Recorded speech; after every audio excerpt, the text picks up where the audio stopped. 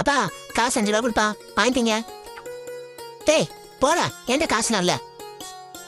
அப்பா கொடுப்பா, நீ வச்சிருக்க நான் பார்த்தேன். 5 ரூபா கொடுப்பா, 5 ரூபா மட்டும் கொடுப்பா. டேய் போடியா இல்லையா, உனக்கு 5 ரூபா கொடுத்து எனக்கு 7,000 போல. போட மத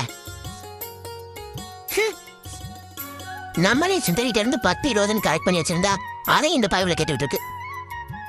அது சரி, என் பிள்ளை அப்புறம் என்னை மாதிரி தான் இருக்கும். சரி இந்த அரிசியை கொண்டு போய் கொடுப்போம்.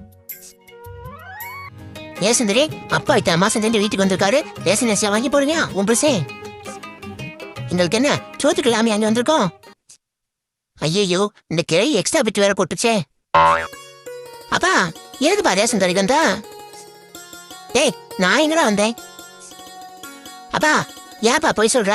நீ ரேஷன் கடையில நின்று அரிசி வாங்கினதான் நான் பார்த்தேனே, அந்த தான் விளாண்டுகிட்டு இருந்தேன். ஐயா இவே விளாண்டதை நம்ம கவனிக்காம விட்டோமே. என்ன சுப்பு இப்படி தப்பு பண்ணிவிட்டா?